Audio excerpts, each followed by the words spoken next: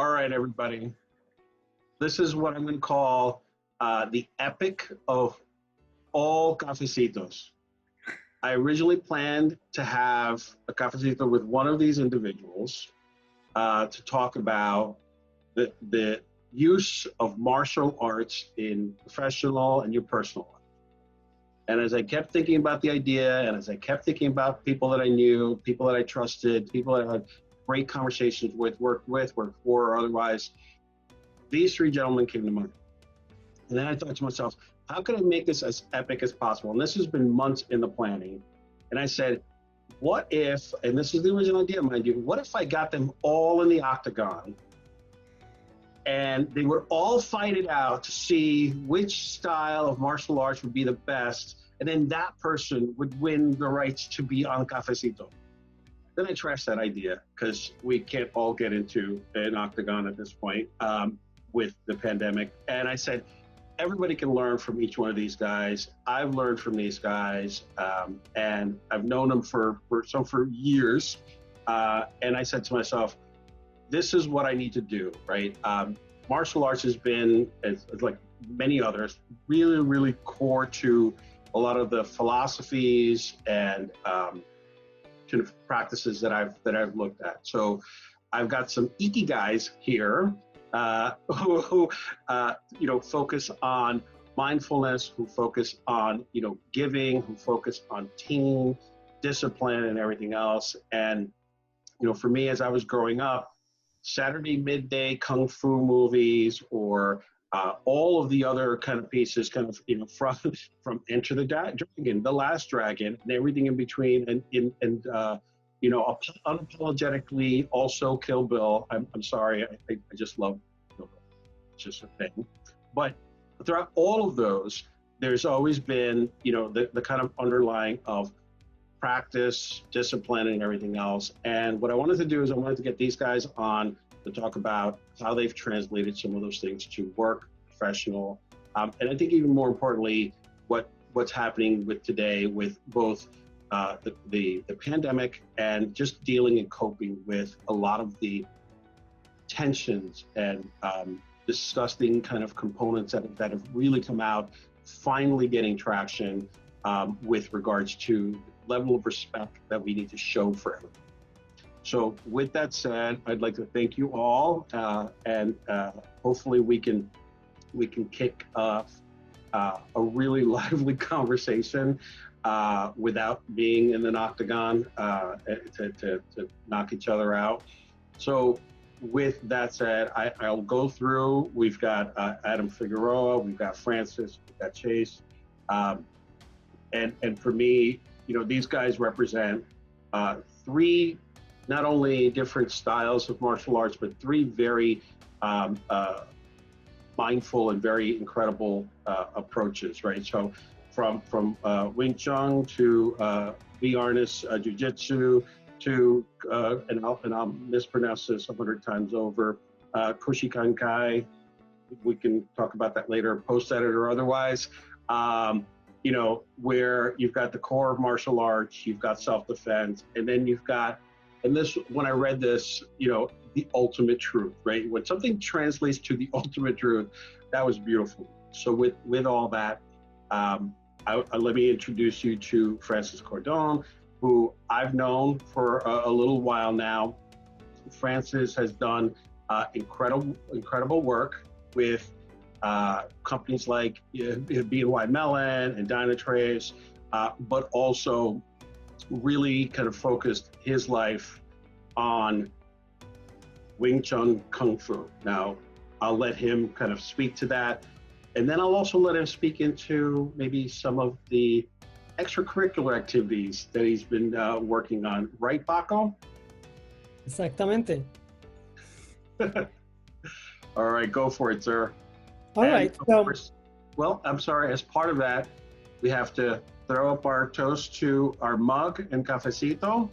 So for each one, we'll go through and we tag you. For me, this is my cafecito for Puerto Rico. We went back to visit family, my mother, and my daughter ended up buying this. So to me, this is constant reminder of Bustelo, and all of the other probably 7,000 cups of coffee that my mother made for me. Cheers. Cheers. I have Bustelo in here as well. Nice, nice. All right, so Francis, hit us up with your cafecito and your story as part of your intro, man. All right.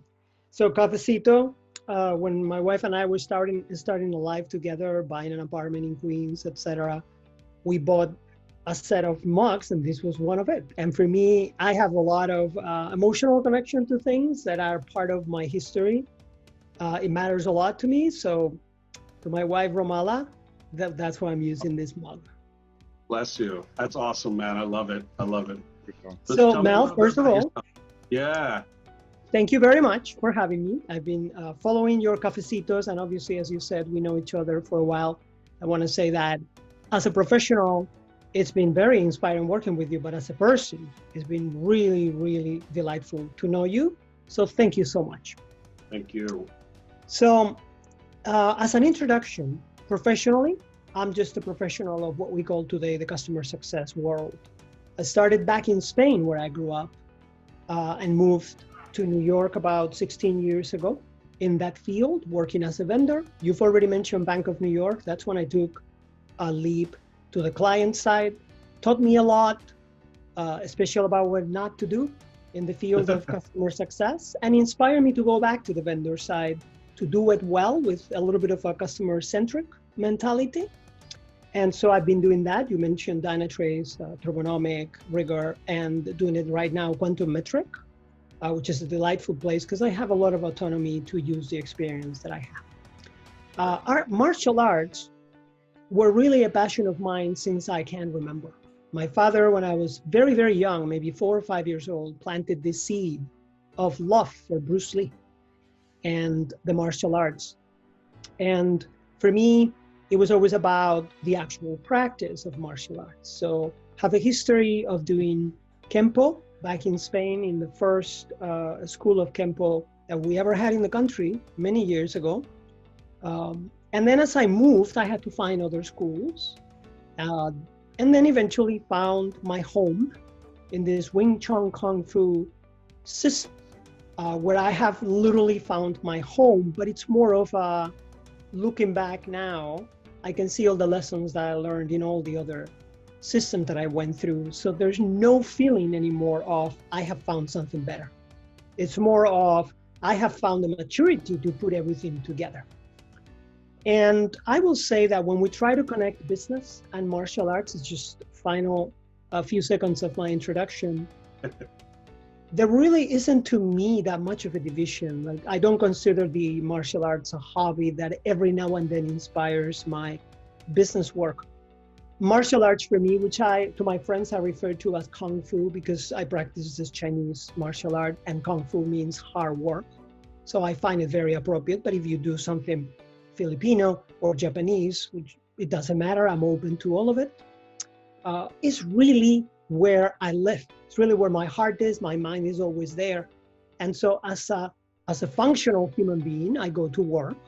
As a functional human being, I function at home. It's all Kung Fu. And that's not a cliche. It's an experience of daily life, right? And it doesn't mean I'm good at it. It just means I can't help it because it's how I understand it. This also drove me to start a podcast, 1,000 Exits, where we try to bring this perspective of martial arts and life are one and the same, with my co-host, Dan Monkas, hats off to him, where I really, really enjoy bringing just the common man and woman. What is it that they find in the martial arts when you work, 10, 12 hours a day and barely have time? I got to pause you right there for a second. So it's 1,000 Exits, right? So I've been listening to a little bit. I just have to ask one question. What's with the alter ego, Paco? Yes, thank you for asking, because it can be confusing. So in truth, it's easy, right? My name is Francisco. A short form of that is Francis, and a short form of that is Paco. In Spain, Franciscos are Pacos. In fact, my dad, who was my namesake, he passed away in 1995. Was Paco. He was Francisco, same name as me. So now I embody that name because I want to honor my dad in the podcast. Awesome. That's awesome. Yeah, it was interesting when, listening through the first episode and whatnot, and like, obviously, I go by Mel, but my name is Melvin. I didn't connect that, but thank you. I'm hoping that everybody can start to resonate with that message of what you said with Kung Fu, right? That is part of your life, right? And I really do appreciate that. So thank you so much. We got a lot of questions going on, so I'm gonna kind of fast track this. Adam. I gotta say, Adam, I met a bunch of years ago, and for someone who came in with one mindset and then left, I would say, it exponentially wouldn't even put the level of I don't know if it's power or the level of success that he's catapulted to. I will say to you, Adam is the most humble person I think I've ever met. It took about 2 or 3 text messages to prepare for this, for me to actually get him to respond, for me to say, can I talk about this? He wouldn't talk about it at work. He doesn't talk about it otherwise, but I will talk about it and I will profess your wares. Number one, Adam is an incredible IT guy from cloud security and everything else. That's number one. Number two, after 14 years of practicing, and I'm just going to say Kai. You could fill in the rest of it. Adam moved, and again, very humbly, like it was hearsay at first until I confirmed it several years ago. He moved into the official role of a sensei at his school. Okay, now, if you don't know what it takes to become a sensei at the school that you learned at, which I may not, I may not know the full capacity of it. Just the fact, if you watched any movie where there's a person who is the ultimate teacher, who's disseminating information, practices, behaviors, beliefs, and everything else to the rest of the constituents, the class, and anybody who's interested, they're the ones who motivate, guide, steer, put the guardrails and everything else. So to me, I hold that to literally some of the highest levels of esteem. So the reason I'm harping on this is because you'll never hear Adam say it, which is part of that model. Is you don't, it's not the Karate Kid showboat, thing. It's not all the other, it's the humbling aspect. And to me, I wanted to make sure I highlighted that because Adam is one of the folks that come into my life that I respect the most, is incredibly intelligent and has had an insane success trajectory, working as a senior IT leader at Citibank, now as a super senior IT leader at Microsoft for specific clients. And I will tell you, I can't say enough about this guy. So Adam, thank you, and tell us your Cafecito mug story. Absolutely. No, first and foremost, thank you very much for having me on. You're always too kind to me, I think, but I appreciate it. And just for the record, I do attribute a lot of my success and learning from my tutelage under you, and when you were my mentor. You were Don't fantastic, even try it. and you really helped me out, and I learned a lot from you. So thank you for that. And again, thank you for having me. My Cafecito mug. So this is actually a saying that I used to say to my friends in college, called "Get Shit Done." We called it GSD. So we would wake up, start studying for our exams, head right to the library, and we called GSD Day. So really funny to kind of escape the pandemic. renting a house here in the Poconos with. And I've invited a bunch of friends who I know have been safely quarantining to come and spend a weekend and, you know, enjoy some sun. And one of my friends from college bought this mug and brought it here for me while I was eating. So that's done. Get her done. Absolutely. So yeah, that's the mug story. A little bit about my journey in martial arts. You're absolutely right, Mel. It's definitely something I don't speak about often, because it's not that I'm ashamed, right? It's more of just about, this is something that I do. It's internal to me, and, you know, I usually tend to separate, you know, work from everything else. But, you know, from day one, Mel has quite the knack of breaking down barriers and getting right through to your core. So, you know, from day one, we've had some great martial arts discussions. So a little bit of background about that. My father grew up in Jamaica, Queens, kind of a tough neighborhood, short Puerto Rican guy. Mel, I'm sure you can understand. Hey, simmer down now, simmer down.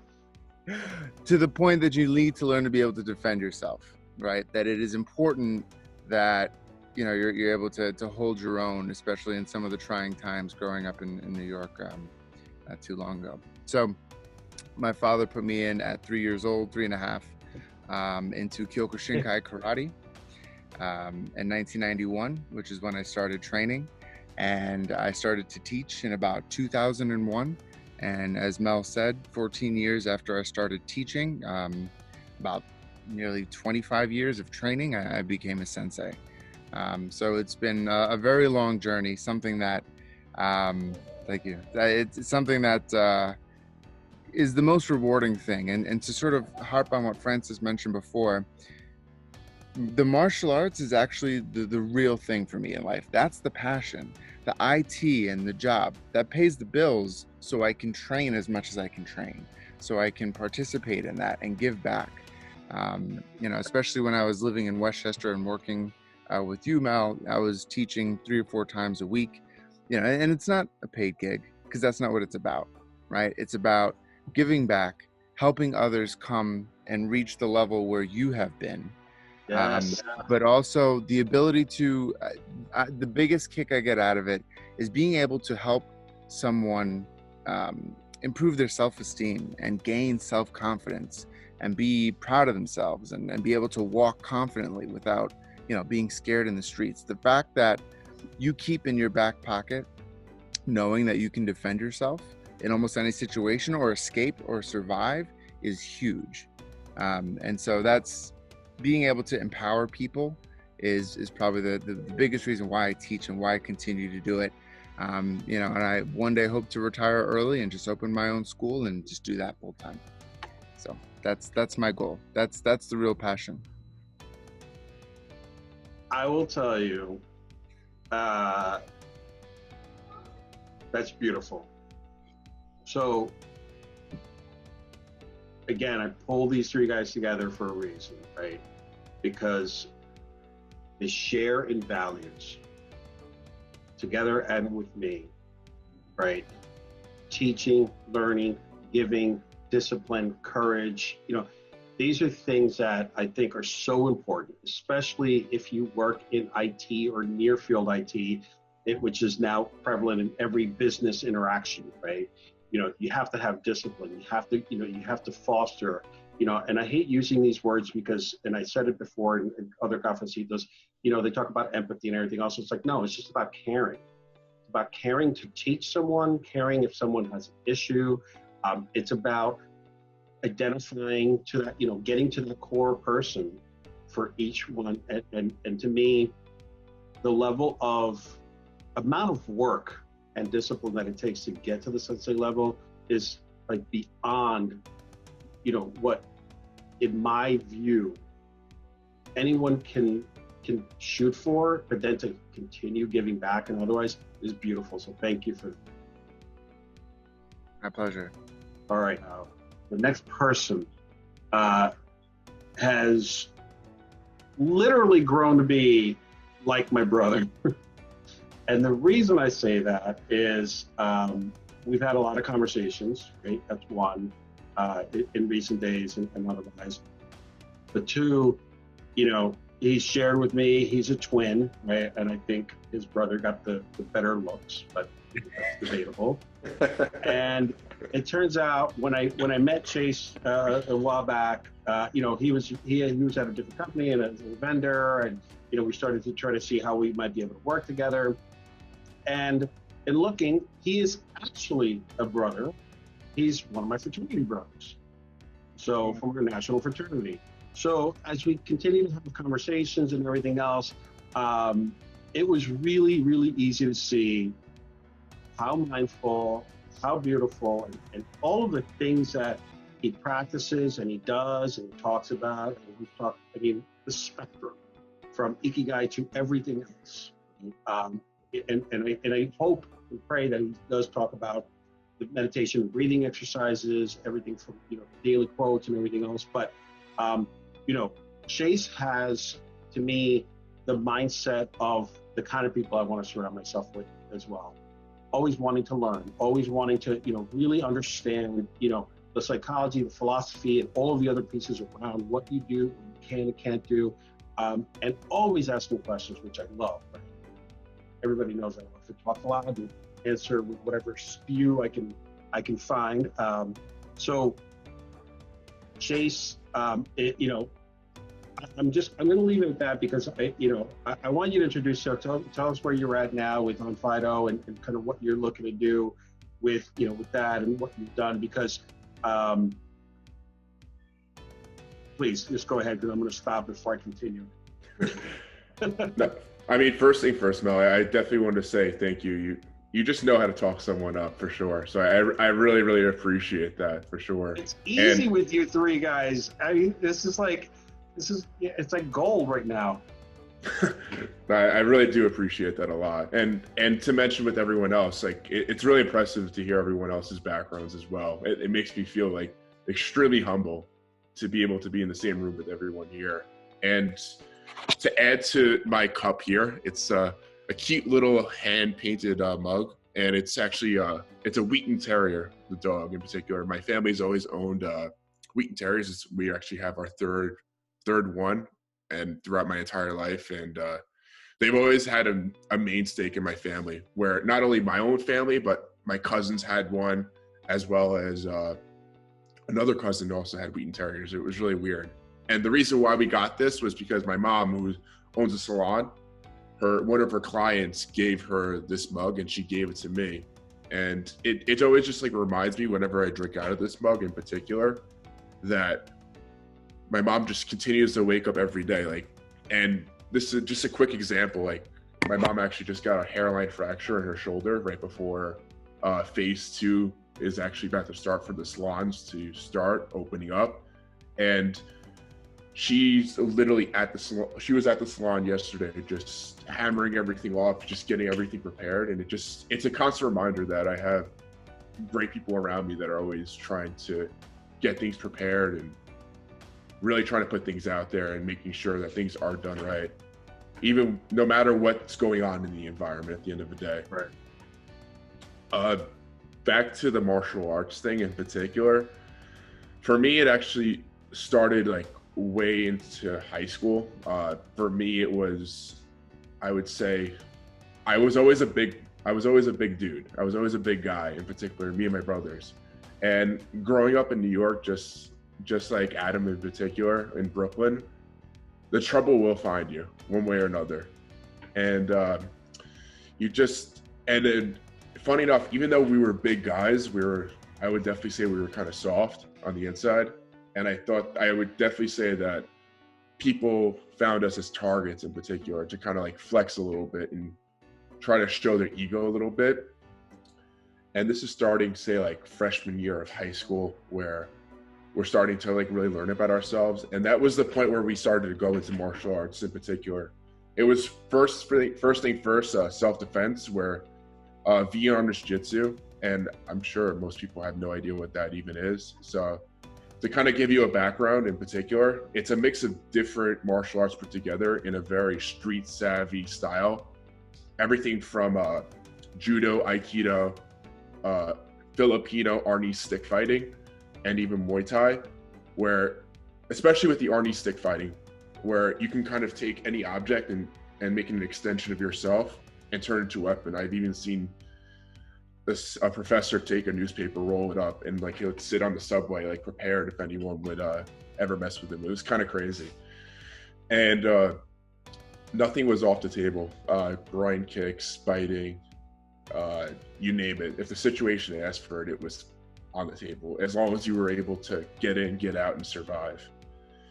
And it was pretty interesting because throughout my entire high school career, I look back on it now that I didn't have much of a social life at the time. I was going straight from high school and going straight to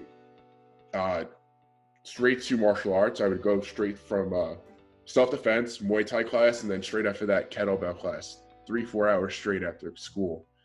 And this was like, we're talking 4 or 5 days a week, easy.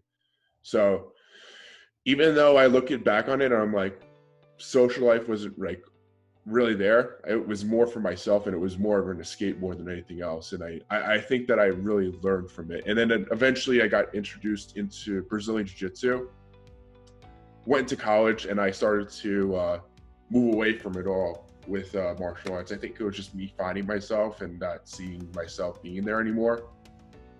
And then after college, I got back into Brazilian Jiu-jitsu, and it just felt like a longing. Like it was always there, and there was something always missing. And then I jumped back into Brazilian Jiu-jitsu just because I always saw it as a way to learn more about myself, more than anything else, and put myself out there. Even like just an example being like going into competition, and you learn so much when you're in practice, but when truth comes or push comes to shove and everything is kind of out there, it all goes out the window.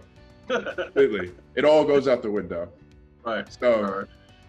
So it's all about that in particular, and to kind of tell about myself and how this kind of all ties into my work today. I started out in exercise physiology and personal training originally, and it was kind of a way for me to give back in that way, where I was very out of shape when I first started martial arts, and then it really taught me discipline in that way. And then eventually I was able to train even inner city children in my area as well, where I was able to maybe impart little nuggets onto them. And eventually I saw this mindset that I was learning from martial arts. I just knew that there was another step. Something was missing. And I eventually fell into sales. And it was more of a way for me to kind of give back and just understanding people one-to-one. I definitely can see how martial arts has affected me overall in my career growth overall. But again, I definitely want to say thank you for letting me on. Yeah, thank you. And again, being surrounded by folks who share the values, who are, I think I'm humble, right? Who are as humble as I am, or even more, it really, really makes me happy. But the one thing that, as you were describing your history, I literally pictured John Wick, right?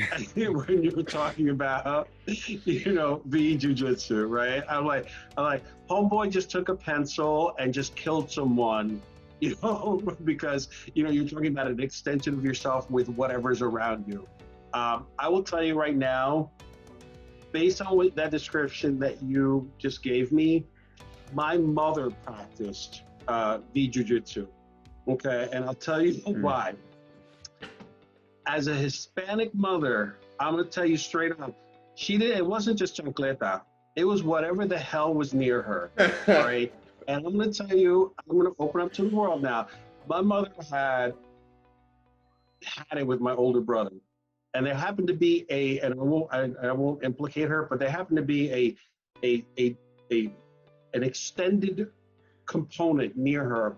And she took it, and she was about to swing. And my brother thought that she was going to hit him, but she came in at the rib level, literally knocked the air out of him. He crawled underneath the dining room table, gasping for air.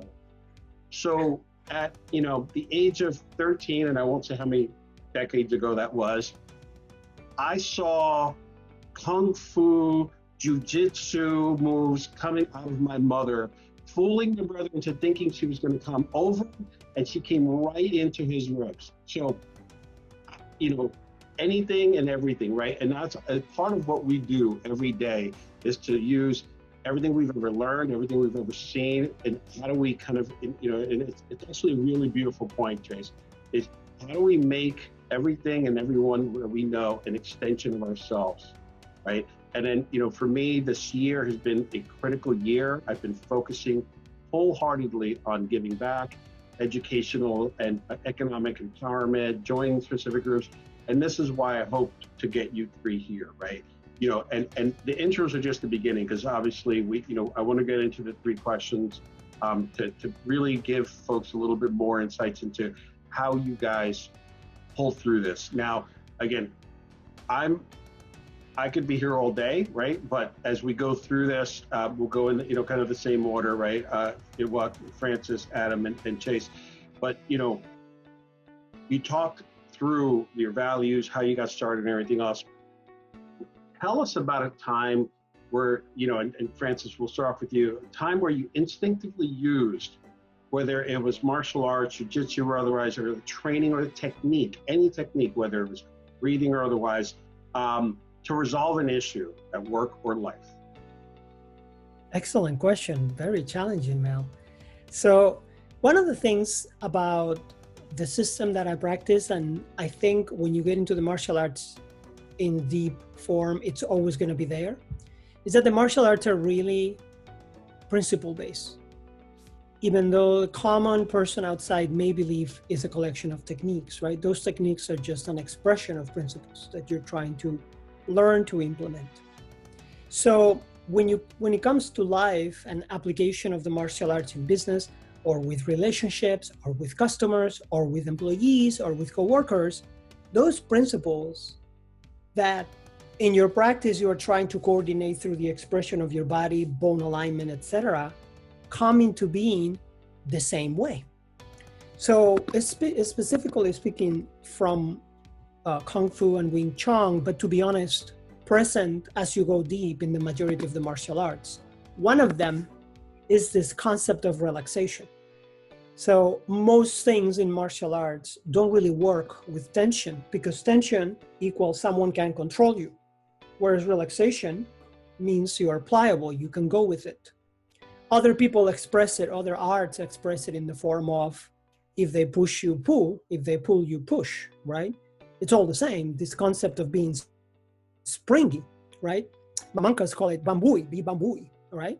So think about how many times dealing with conflict, employees or customers, it actually doesn't usually work if you immediately take the tension, the other end, and you fight and defend, because you're creating a division between you two.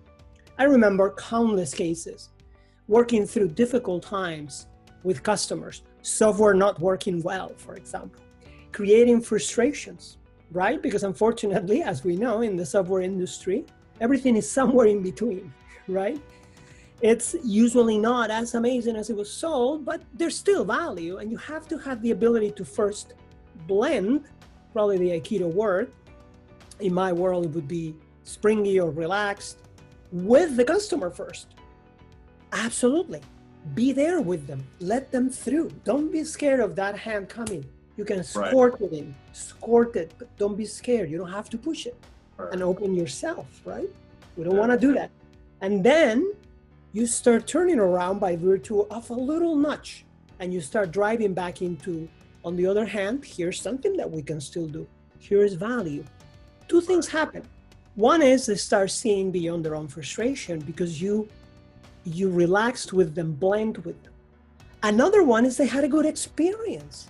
And what happens is people value the emotional experience more than anything else, even though they won't tell themselves that in words. Right. What actually is happening is that they want to come back to work with that organization or with you or something because they had a good experience.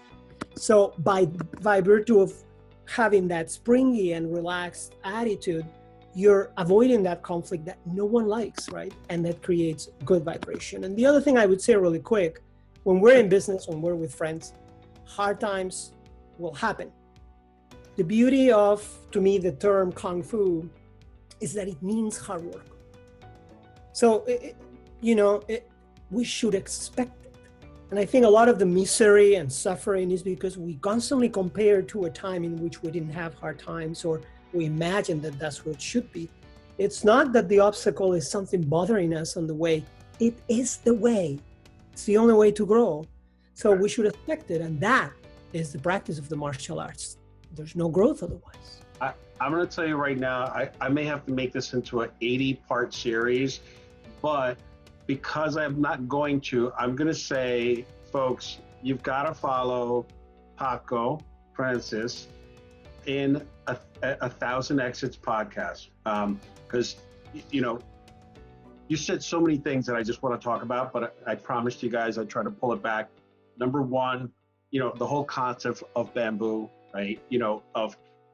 Soft, but it has so much power when it comes back, right? 20 years ago, I was practicing Goju-Ryu, and it's hard soft. And there's so many different concepts of deflection and kind of flow, Tai Chi, and Chase, we've talked about, a few of these things, right? It's a process and flow, right? And Francis and Adam know this firsthand, right?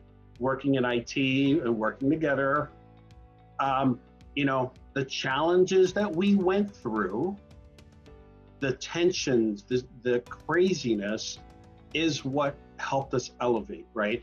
And what you said is, we worked together, right? We collaborated, we ebbed and flowed, you do this, I do this, and we kind of pushed through a lot of things. If you're in IT, if you're working through this pandemic, if you've got life, work, or other issues, you're absolutely right.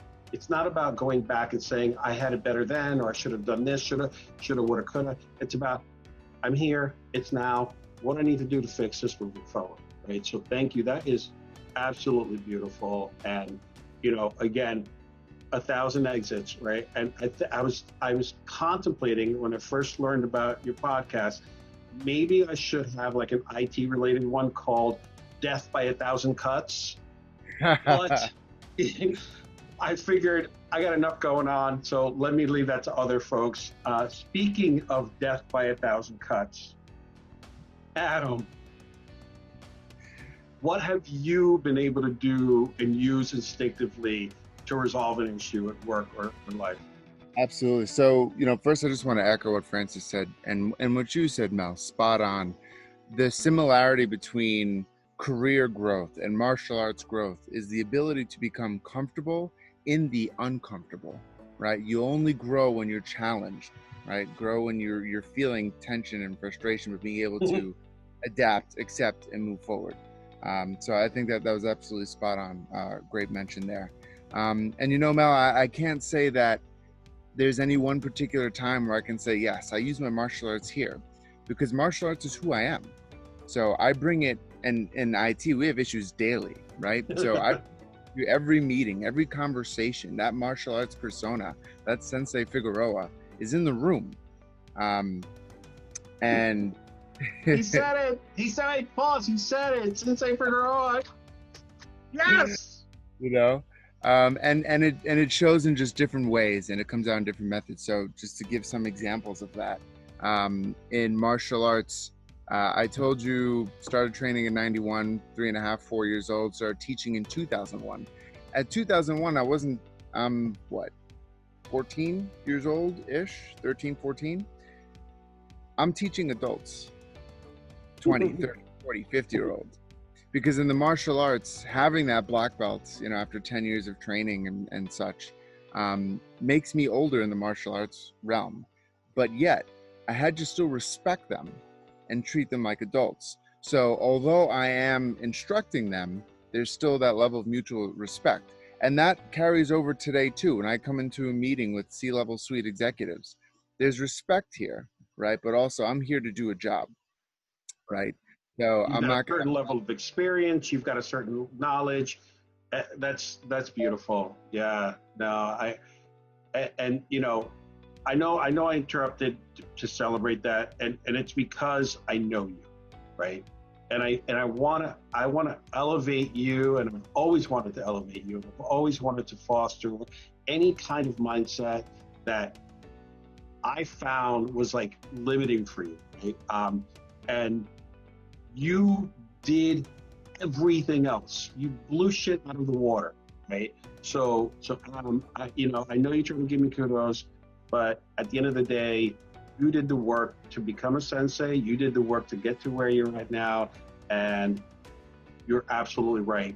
It is, you know, for you and for, you know, for the right mindset, you bring those techniques and everything else in every day. So that's awesome. So thank you. Yeah. The last thing I'll say is another good example. I think those who train in martial arts, you go through some shit, you know, to be quite honest, right? There are black belt tests and tests that you need to go through where they're just excruciating, both in duration and intensity, especially as you climb up the ranks. So I'm from first to second, or different degrees of black belt, or, you know, whatever sashes, depending on you know, your style of training. But when you come into a work meeting, there's an IT issue, everyone freaks out, right? Everyone flips out, everyone starts losing their cool. Being the patient one, being the calm one, right? Not allowing that to impact you is critical in solving and resolving issues and tension. And so and that happens in daily, right? Without a doubt. It's ingrained in who I am, because there's nothing worse than having 3-4-3 black belts kick my butt left and right for, you know, a black belt test.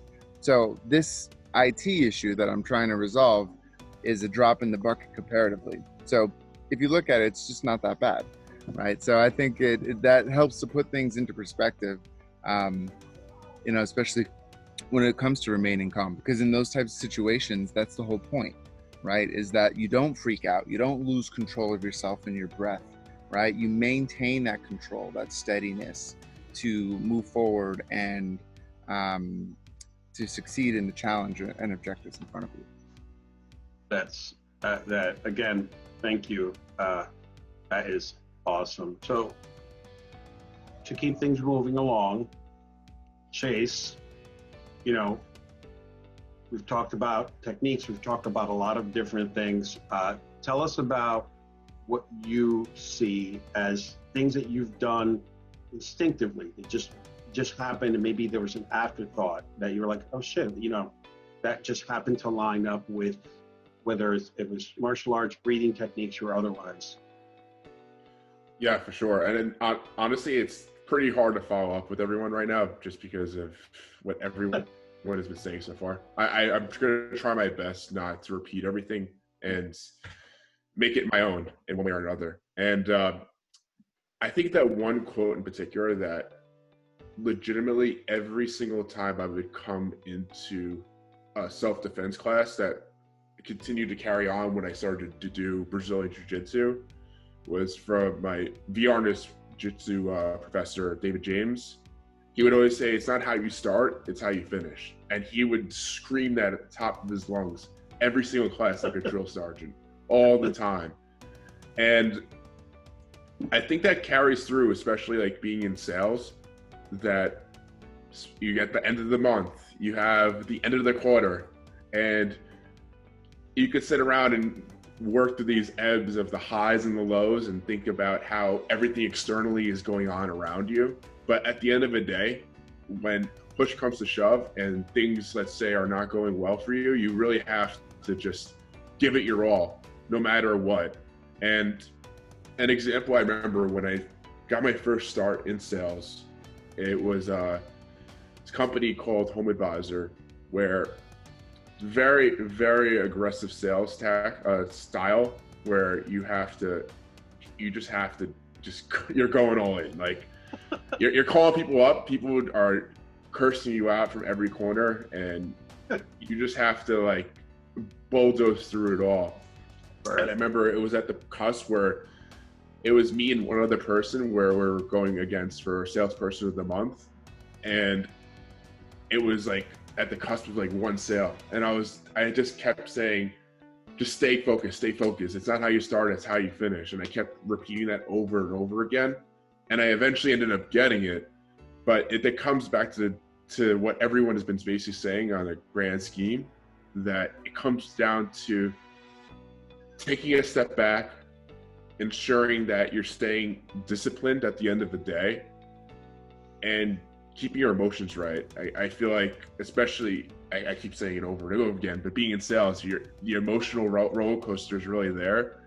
And sometimes you have to disconnect from that, and you just have to take a step back and stay humble at the end of the day, and just say, it's just start like day one. And I kind of hear that from both Adam and Francis in particular, about how you can be older and you're going against these younger guys in particular, or you're going against a younger belt. And a quick example, I remember just doing Brazilian Jiu-jitsu, and like, I can be a certain degree of a belt and I would go against a younger guy, and all of a sudden this guy's not as experienced as myself, and all of a sudden he taps me out.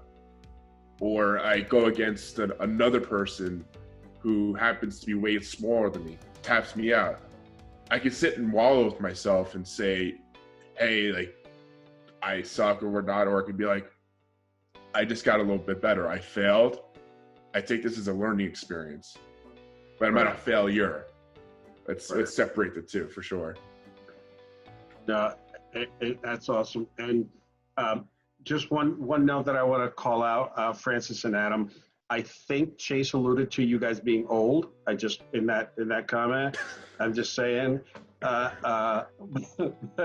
Stirring the pot. I embrace it. All right. You know, the one scene I have to say, I think it's in Kill Bill 2, where they're kind of going over her training, and her sensei has the long goatee, and he's like just whipping it. I have tried. I've really tried, but I can't quite. I would just love to be like, but again, I digress. So, Chase, and I know, you know, it's part of the everyday, right? You know, we can talk about that in a few, but you know, sales is not easy. IT is not easy. You know, marketing and all these other pieces, especially now, right? We're all separated. We're fatigued. And again, thank you for being on video, right? Because we're fatigued from a whole week of being on video and everything else, sitting down or stand desk, or trying to find the right lighting or the right connection and everything else. So, you know, when we talk about the arts, I'll just call them the arts, right? Whether it's Kung Fu, martial arts, or otherwise, you know, and I've sent Francis these links. I said, I have a whole list of meditation on YouTube that I share, right? So it's meditation. There's Tai Chi videos. Because, like Jason and I have talked about time blocking, right? It's like, oh, when am I supposed to do that? And how do I restructure my life? How do I find a new pattern to what I do? And I've always found martial arts, Japanese kind of form of everything, really helps me, and that's why this was important for me to have here, and to have you guys share your experiences. So, with that said, I want to change it up a little bit, and Adam knows that this format is similar to how we work with teams. At least I still do. But it's the three questions that I pose, and I typically have this one as the last one, and we typically have everybody else vote to see whether or not it meets the caliber of the question, right? It's a lot of fun when you're in teams that you have a new person coming on board, or you need people to really kind of relate very quickly to each other. So I'm gonna throw it out there, and I'm gonna change the order now. Chase, tell us a little bit about yourself with something that will shock us to learn about your martial arts background. Yeah, I have a couple in particular that I can think of top of mind. That Best one, man. Give us your best one. We're voting on this. I would definitely say when I would go to Vee Arnis Jitsu, our professor would be very, very much on cusp of not letting us drink water. It was very militant in that way. And at first, when I was still a soft little Chase, I I would be like, come on, let me get some water. But at the end of the day, it was with all good intention, even though at times it could have been really bad. It was all for mental training and understanding that at the end of the day, you don't really need it. And it's just your brain telling you that it wants something. And sometimes you have to override that at the end of the day. And that comes down to say, and I don't highly suggest that, but sometimes you just have to wake up super early. You got to get things done. So yeah, I think the biggest thing is just override that mental, that amygdala that's screaming in the back of your mind saying, I want this, or I want that, or I don't want this, or I don't want that. No, thank you, Chase. I really appreciate that because there are things that when you look back at them, seem like when you're dealing with them, they seem shocking and they seem like why is something not happening? But when you look back at them, you learn from them. So that's really awesome. All right, Senor Sucio. You know who I'm talking about. See, notice how he knew who I was talking about. Go for it. Tell us about something with your arts background that we would be like, what? Yeah, so this is a good one. And I explain this to parents all the time at my school because I've been training since 91. That's going on 29 years or something like that. The first 10 to 12 years, I tried to quit all the time. I consistently wanted to drop. It was hard for me. I was short and overweight, and I was getting my butt kicked all over the mat constantly. And I begged my parents to quit. And so this is a two-part story because one, if it weren't for my parents continuing to push me, and specifically my mother, get your ass in the car, you're going to karate, and she was adamant about it. She wanted her kids to practice martial arts. She wanted them to be able to defend themselves, not just because we were Puerto Ricans, but especially because we were Jews. And there's a history of persecution behind that as well. So to her, it was important that as Jewish men that we'd learn how to defend ourselves and our family. And to my father, as Puerto Ricans, you got to know how to fight. It's just kind of the way it goes. Or defend yourself. We don't fight, right? Right. Yes. But I tried to quit constantly, and it wasn't until after I hit this turning point when I sort of fell into my body more, and now all that repetition, that perseverance, that training just clicked. It was there. It had always been there, but I just couldn't access it, didn't really know myself yet to do it. And it wasn't until about 12 years in, literally getting my ass handed to me left and right, that it all came together. And so when I talk to these parents, because kids, we natively don't want to do things that are hard, right? If it's difficult, we want to quit, don't want to do it anymore. So, I always make it important to know that parents, if you want your child to do martial arts, you need to ensure that they do martial arts. They're not going to want to do it. Up to 18 years old, that's on you. After that, I think they can make a choice, right? Right. But ultimately, it has to be help coming from the parents. And there's a lot of parents who don't want to put up with kids who are making their lives difficult because they don't want to get in the car, they don't want to get changed, of course. But at the end of the day, if you want what's best for them, if you want them to have a successful life and career inside and out, like the gentleman that I happen to be blessed here, the three of you guys, put your kids in martial arts and make sure they do it. You know, it's all about that perseverance, that discipline, and they learn. You learn to overcome things that are hard and challenging because you've done it before.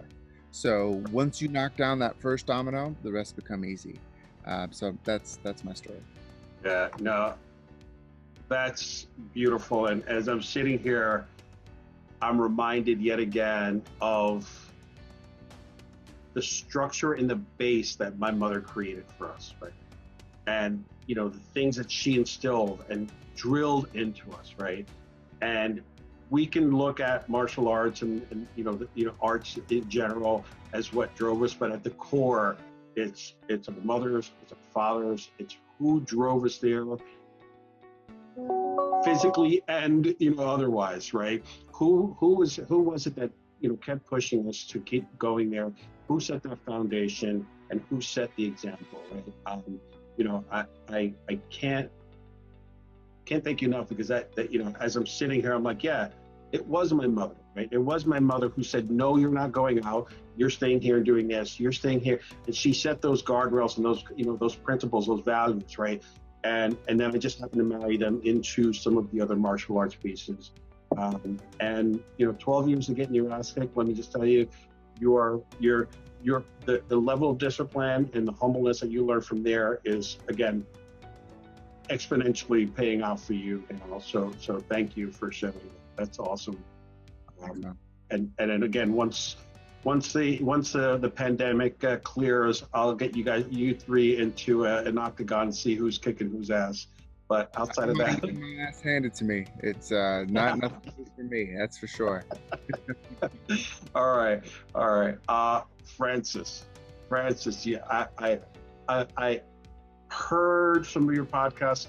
I know we could be here for hours on this question, but I want you to highlight that one time we're like, what is he talking about? Where you learned something from, you know, that was shocking, right? For us to learn about what you had to go through or deal with. Yeah. So something shocking, because my current persona, when I talk about the martial arts and how deep and meaningful they are to me, all through every minute of life, whether I'm training or not, it's hard for people to imagine. The background is actually very rough and serious. So growing up as a teenager, Madrid was going through a very, very difficult time. I grew up in Madrid, Spain, and we were coming out of the dictatorship, and creating a new democracy is a very difficult thing. Countries go through very confused times, right? This was a time of change. People that go to Spain today, they see it as a wonderful place of vacation. For me, it coincided the times when I started to go out at night and all that, to the times that crime was I think 60% in a year of growth of crime, at the very same time that in New York, there were efforts to bring it down. And I could follow both trends. I cannot tell you how many times I was attacked, punched, left in the streets for dead, knives, syringes with HIV. That was the latest back then. And what my Kenpo did for me, honestly, it saved my life, because I stopped. It took me, none of this is overnight, but it took me a lot of training to overcome those fears. And I started to put my foot down. Now, those people didn't want to fight. They want an easy target to get money for the next round of drugs. So when I started to put my foot down, they just went away. And my martial arts, which back then was Kenpo, but to me it's just an expression of the art, saved my life. They did that for me. Fast forward all these years, many, many years, and the arts, to me, when I speak about them, have become an art of self-expression, and they've become an art of self-knowledge. That's through training. That's not philosophy I read in a book. That is through training, because I start knowing myself through knowing how I can react to actual resistance. But people are shocked when I tell them the foundation was very real, very rough, and so much so that I don't talk about self-defense much, because I worry about people misunderstanding or the legal implications. But it definitely is rooted there for me, and it is a little shocking for some people. or you get idiots like me talking about getting you three guys into an octagon to fight it out. I get it, Francis. I get where you're going with this, but no, listen, and like I said, everyone here has a path, has a story, and you know, you are taking one step further with your story. And again, I'll throw in it, 1,000 exits, right? Is where you and your partner are, you know, Dan, and you know, are sharing, you know, your story. And to me, that podcast is, you know, is what I know about you, about sharing and being able to give back and being able to really talk about the martial arts as part of your life. So, you know, you three, you know, I was just remembering, Adam, right? You know, when we were working together, you know, I was passing down the Juan Epstein, you know, Puerto Rican Jewish, you know, baton to you, right? I'm the older Juan Epstein. I no longer have hair. You're the younger one, right? So Judaism and being Puerto Rican and, you know, kind of where we grew up, how we grew up, is very important to us, right? So, you know, we all have cultural impacts. We all have familial impacts from our, you know, mothers and fathers, not having either or, you know, from where we've grown up, right? You know, the struggles, whether it was, you know, physical beatings and, you know, muggings, or, you know, getting your ass kicked for 12 years, or, you know, you and your twin brother getting, you know, bullied and whatnot because you were big, but you weren't aggressive, right? You know, these are the kind of things that everybody's dealing with now, from middle school on up or otherwise. These are things that people are dealing with life at every stage, right? So as we look to try to close some of this up, I really want folks, you guys gave, I mean, a ton of great, beautiful insight, but I you know, we're slowly coming out of this lockdown with the pandemic. We're slowly trying to figure out how to adjust our lives. You know, I kind of want to go over this, and I'll start with you, Chase. You know, and you did this a few weeks ago, right? You know, you got mats, you know, delivered to your house so that you and your brother could do BJJ, right? You know, what advice do you have, Chase, to, you know, folks that you can share to say, you know, you may not have, or maybe you had interest in martial arts, but, you know, what do you say to folks, you know, to help them begin their journey? Yeah, I really like this question a lot, because I think that this really resonates with everything that's going on in particular. And I'm sure I'm probably going to say this, and someone else is going to say this too, especially with the fact that Bruce Lee keeps being brought up over and over again. A great quote that he brings up in particular was, I don't fear the man who does 10,000 kicks in one day. I fear the man who does one kick for 1,000 days. So it just comes down at the end of the day to just being consistent and just showing up. So if you just show up, even though you know you're going to do bad, and I've been hearing this a bunch, and it's like, you know, you're going to get your butt kicked in one way or another. And I knew that when I was doing Brazilian Jiu-jitsu. I'm like, okay, who's going to destroy me today? And that's when I was saying to myself, you know what, I'm just going to go in there and learn, because even if I keep getting messed up, that's all it takes. And preparation really is everything. So you can learn a specific move or the foundation around it, but sometimes maybe a little bit of the ankle twisting it a certain way, or just lifting your hip up a little bit more at a certain point of the move is all it takes for things to really execute even further. So preparing more and more and more, and just showing up every single day is imperative to keep on growing, and just getting your foot through the door with martial arts. Nice. That is, I think that's like the perfect universal thing to say, but it is really important with this conversation, right? Because martial arts isn't easy, right? Martial arts, it does take a lot of dedication. So you have to show up, right? So it's not just showing up for meeting and being present, right? It's not all those kind of concepts. It's showing up and being physical, following the flows, following the process. So yeah, no, thank you. That's so spot on. Thanks. All right, Sucio. Let's bring it. Let's start bringing it home here. All right. You know where we're at. How do we folks begin their journey? So I think there's a few things to be considerate of for anyone starting martial arts. And I think that the most common misconception that I hear all the time is people say, I need to lose some weight first before I do some martial arts. I need to work out or get ready. And that is 1,000% incorrect. Opposite, right? You do martial arts and the weight will come. Your body will get used to it. No one's expecting you to be great out the door. For 12 years, I certainly was not great out the door, right? It's a matter of do your best, forget everything else, right? You just need to show up. As Chase said, you just show up, do your best every class.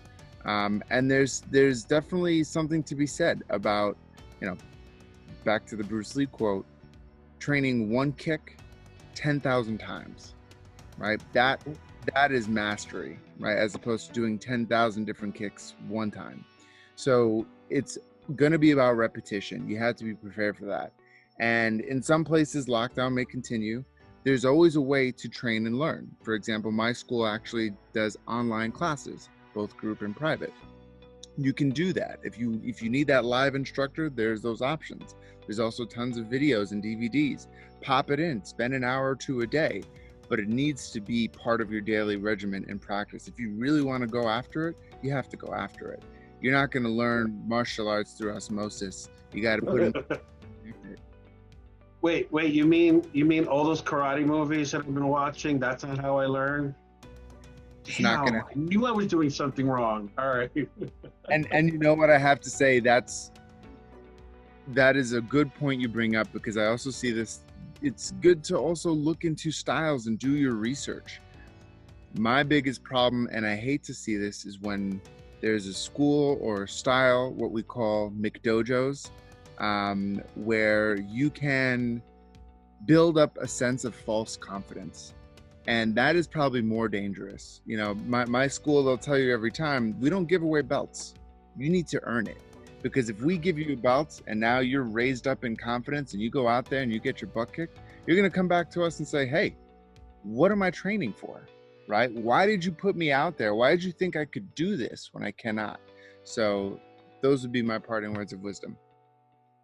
Yes, and I won't get into the sense of entitlement and sense of other pieces that some of McDojos may instill versus the actual value. So no, that is spot on. So thank you. And I was hoping somebody was going to bring that up, because that's, it's a fallacy that folks will live by. Absolutely.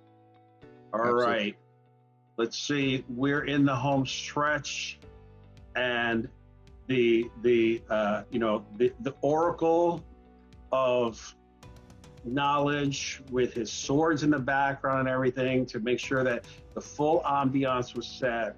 Francis, what information, what do you want to instill or empower folks to be able to do to help them begin the journey? Yeah. So first of all, Chase and Adam, I love the advice you gave. Very important for people to hear out there. I would add only two quick pieces of advice as we open up and we have to come out there. How do we do it safely, right? One, be comfortable with the in-between. The mind finds reasons to go to the extreme and say, well, if I can't be actually doing contact, I won't train, because what's the point? I understand. I've been thinking a lot about this. One of the reasons people love the martial arts is because it developed the tactile sense. Technology abuses visual and audio. And so then we have an endeavor that it's all about the feeling, the touch, and it's very appealing to us as human beings. And that's not there with the pandemic. So don't despair. There's a lot of other things we can do foundational to that. As Adam does, you can see someone on video, or later when it opens up, is still keeping a little bit of distance, and you can correct angles. The beauty of the martial arts is the subtlety, the fact that in the details is the mastery. So don't despair. There's a lot to do, even if you miss that chess match of the groundwork in BJJ or the Chisao in Wing Chun. You miss that, the sparring, but it will come. There's a lot to do, and there's a lot of foundational you can work on. So that's one piece of advice. The second is respect. One thing that hurts me is when martial artists get political. My style is better, and this can beat yours. What a horrible thing. And now in times in which we talk about equality and fighting discrimination, we would have in this country no martial arts if it wasn't because other cultures that we were enemies at a time, opened up to give us this gift. Historically speaking, this is thanks to people not seeing differences. Otherwise, we wouldn't have it. And you can go to examples of the World War, the Japanese opening up to the enemy and give them their gift. And the Chinese did the same, the Okinawans. And so without people seeing beyond differences, we would not have this beautiful gift of the martial arts. So who are we to now become all political and close up to other people because they have other system? Be respectful. That's why we have this gift. I want to pause. I want to pause, and I may have to edit out the pause because oof.